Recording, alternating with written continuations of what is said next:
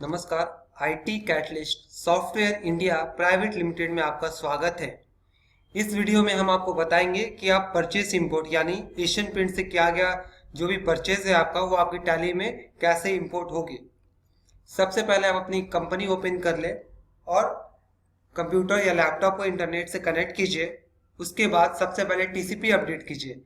TCP update करने के लिए आप अपने F12 ऑप्शन को दबाइए जो राइट हैंड साइड में आएगा। दबाने के बाद Asian paints product and features में आके एंटर कीजिए। अगर आप लेटेस्ट टीसीपी अगर आप यूज नहीं करें तो आपको यहाँ पे पता चल जाएगा। तो सबसे पहले हमें परचेस इंपोर्ट करने के लिए टीसीपी अपडेट करना पड़ेगा। अगर आप ऑलरेडी लेटेस्ट टीसीपी यूज कर रहे हैं तो अपडेट करने की जरूरत नहीं है। मैं बताऊंगा आपको कैसे पता चलेगा कि आप कौन सी टीसीपी यूज कर रहे हैं। अगर आपको स्क्रीन में ऐसे आए फुल वर्जन रिलीज 7.48 या कुछ भी और अवेलेबल करके आए तो आपको अपडेट करना पड़ेगा। तो आप फुल वर्जन में क्लिक कीजिए। तो जैसे मैं 7.48 यूज कर रहा तो अवेलेबल ये दिखा रही है 7.54। तो आप एंटर कीजिए। अगर कोई नई रिलीज भी जैसा अगर 7.55 भी है तो आप उसे अपडेट कर सकते हैं। जो भी लेटेस्ट है उसे आपको अपडेट करना पड़ेगा। तो अपडेट न्यू रिलीज यस या नो आप एंटर कीजिए या यस कीजिए। तो आपकी टैली में जो नई टीसीपी रिलीज है वो अपडेट होना स्टार्ट हो जाएगी। इसके लिए इंटरनेट कनेक्टेड रहना चाहिए। अपडेट हो जाने के बाद आप और हम अपनी टैली पे एशियन पेंट्स का परचेस इंपोर्ट बहुत आराम से कर सकते हैं। वो किस तरह करना है हम आपको आगे बताएंगे।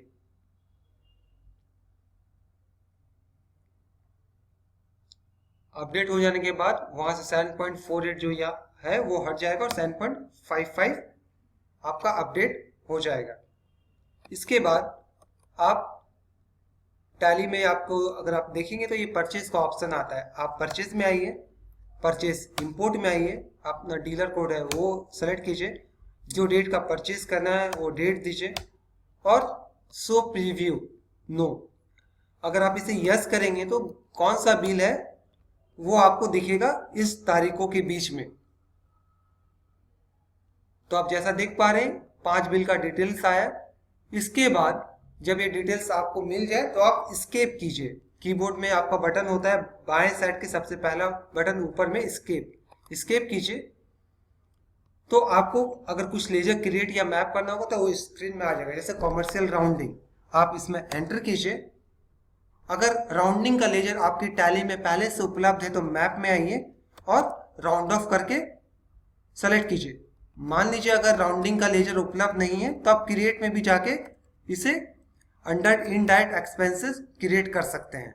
तो हम इसे या क्रिएट कर सकते हैं या मैप कर सकते हैं, दोनों में कोई फर्क नहीं है। अगर क्रिएट करना है तो इनडायरेक्ट एक्सपेंसेस के अंदर लेके जीएसटी को नॉट एप्लीकेबल कीजिए, इसे नॉट एप्लीकेबल कीजिए और एक्सेप्ट कीजिए।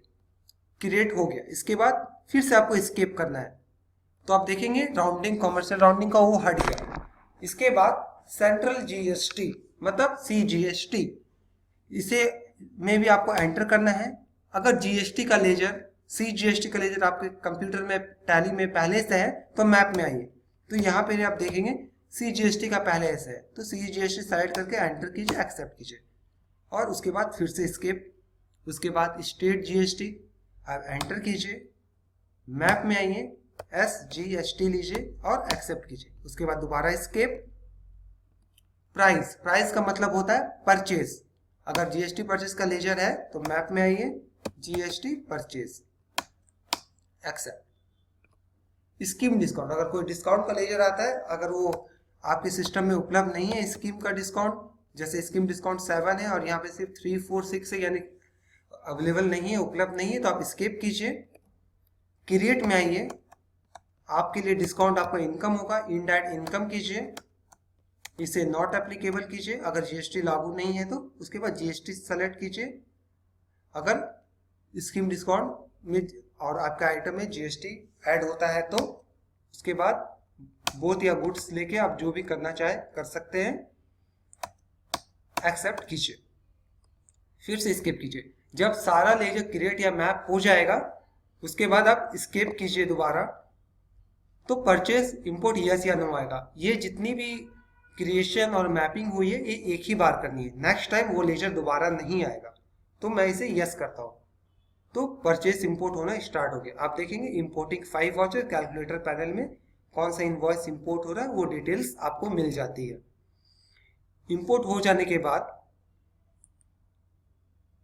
कोई भी की प्रेस कीजिए तो ये डिटेल्स आती है। रिसीप्ट नोट यानी जो गुड्स आपको रिसीव्ड हुई है।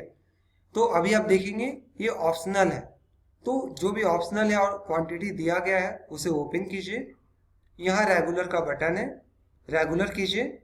ये आपसे पूछेगा क्रिएट परचेस यस या नो, आप इसे यस कीजिए। पेमेंट टाइप आप अपने अनुसार सेलेक्ट कर सकते हैं। अगर कुछ सेलेक्ट नहीं करना तो नॉट एप्लीकेबल करना भी आप कर सकते हैं। नॉट एप्लीकेबल मैंने किया और एक्सेप्ट किया, तो देखिए वो ऑप्शनल हट गया। उसके बाद दूसरे वाले ऑप्शनल को मैंने ओपन किया, यहाँ रेगुलर में क्लिक किया, फिर से ये पूछेगी क्रिएट परचेज यस या नो, यस कीजिए, नॉट एप्लीकेबल कीजिए।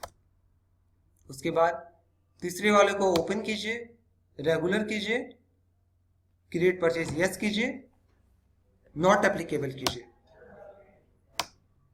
तो ये जो भी परचेज हुआ आपका, जो भी आपको क्वांटिटी मिली एशियन पेंट से, आपके स्टॉक बढ़ा, उसको मैंने रेगुलर कर दिया। उसके बाद आप देखेंगे 2 परचेज और आई है।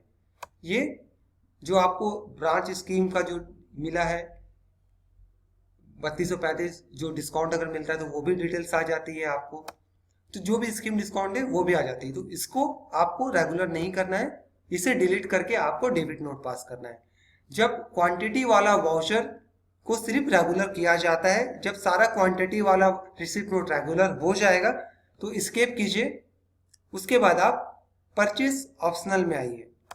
परचेज ऑप्शनल में आके पीरियड चेंज कीजिए। जिस डेट का आपने परचेज किया है वो डेट डालिए। जैसे हमने 5 जुलाई का किया था, 5 जुलाई डाला। आपने अब देखेंगे कि वाउचर टाइप परचेज है और ये ऑप्शनल है, तो फिर इसे हमें ओपन करना है और सिर्फ रेगुलर करना है। यहाँ create purchase payment type not applicable ऐसा ऑप्शन नहीं आएगा। आप वाउचर ओपन कीजिए, रेगुलर कीजिए। रेगुलर हो एक एक करके करना पड़ता है, इसका कोई शॉर्टकट तरीका नहीं है कि सारे वाउचर को एक साथ रेगुलर किया जाए। अब रेगुलर हो गया। अगर अब आपको देखना है कि जो परचेज किया वो कहाँ गया, तो आप अदर रिपोर्ट में आइए, उसके बाद परचेज रजिस्टर में आइए। जुलाई महीने में आपको 3 परचेज दिख जाएगी। हम आशा करते हैं ये वीडियो देखने के बाद आपको परचेज इंपोर्ट करने में काफ़ी सुविधा होगी। हमें समय देने के लिए धन्यवाद। आपका दिन शुभ हो। Thank you.